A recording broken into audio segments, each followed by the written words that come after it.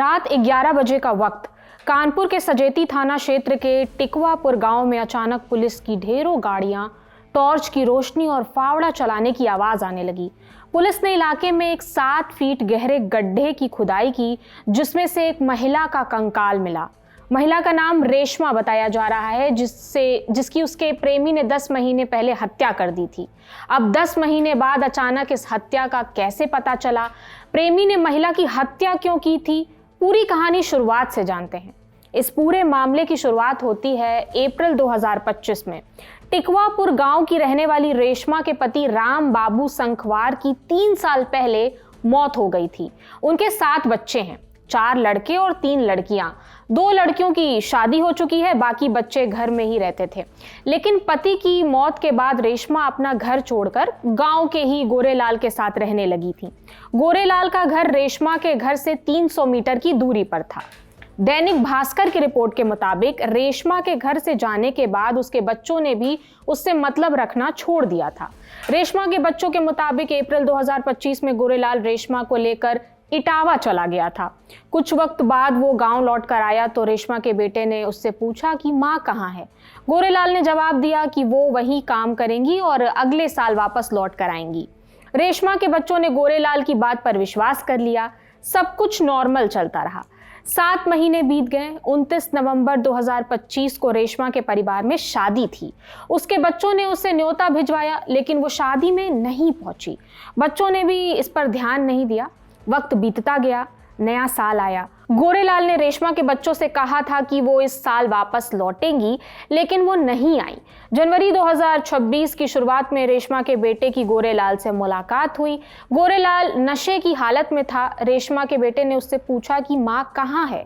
गोरेलाल ने कहा, माँ अब कभी नहीं आएगी, उससे मारकर फेंक दिया है मैंने। गोरेलाल के ऐसा कहने पर रेशमा के बेटे का उससे झगड़ा हो गया। बेटे ने तुरंत फोन पर पुलिस को बुलाया। सूचना मिलते ही पुलिस गोरेलाल को पकड़कर थाने ले आई। बाद में पता चला कि गोरेलाल छूटकर वापस आ गया है। फिर 5 जनवरी को परिवार ने घाटमपुर एसीपी को तहरीर दी, फिर शिकायत दर्ज कराई। अगले दिन यानी 6 जनवरी को पुलिस ने गोरेलाल को गिरफ्तार कर लिया। उससे पूछताछ की। शुरुआत में तो उसने आनाकानी की, लेकिन फिर अपना जुर्म कबूल कर लिया। गोरेलाल ने पुलिस को बताया, पति की मौत के बाद रेशमा मेरे साथ रहती थी। मैं उसे छोड़ना चाहता था। मैंने उसे मेरे भाई के साथ रिश्ते में रहने के लिए कहा, लेकिन वो नहीं मानी। अप्रैल 2025 में एक दिन मैं रेशमा के साथ गेहूं की फसल काटने इटावा गया था। वहां से रेशमा दिन में वापस लौट आई थी। मैंने उससे गेहूं की कटाई के लिए दोबारा चलने के लिए कहा, लेकिन उसने इनकार कर दिया। मैं रेशमा से पहले ही नाराज था। उसके मना करने से मुझे और गुस्सा आ गया। रोज रोज के लड़ाई झगड़े से छुटकारा पाने के लिए मैंने उसे मार डाला। गोरेलाल ने पुलिस को बताया, रेशमा की हत्या के 2 दिन तक मैं उसकी लाश छिपाने की प्लानिंग करता रहा। पहले मैंने उसे नहर में फेंकने का सोचा, लेकिन लगा कि इससे मैं पकड़ा जाऊंगा, इसलिए मैंने पास में ही जमीन में 7 फीट गहरा गड्ढा खोदा और शव को दफना दिया। इतनी बात जानने के बाद पुलिस ने गोरेलाल से उस जगह चलने को कहा जहां उसने लाश दफनाई थी। 7 जनवरी की शाम पुलिस गोरेलाल की बताई हुई जगह पर पहुंची, लेकिन वहां शव नहीं मिला। इसके बाद पुलिस उसे फिर थाने ले गई और सख्ती से पूछताछ की। इस पर गोरेलाल ने कहा, जिस वक्त मैंने शव को दफनाया मैं नशे में था, इस वजह से मुझे सही जगह नहीं मालूम।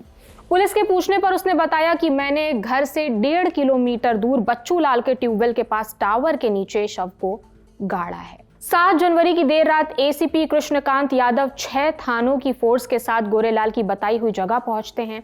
इलाके में गांव के लोगों की भीड़ लग गई थी। पुलिस ने 4 मजदूरों को वहां बुलाया। करीब आधे घंटे तक खुदाई की तो एक महिला का कंकाल मिला। साथ में गली हुई साड़ी भी मिली।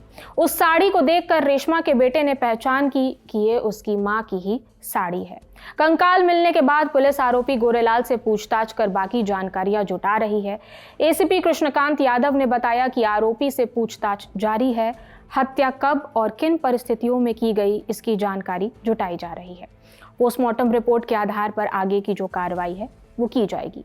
फिलहाल इस खबर में इतना ही। खबर लिखी है मेरी साथी रक्षा सिंह ने। मेरा नाम प्रगति है। देखते रहिए दी लल्लन टॉप। शुक्रिया।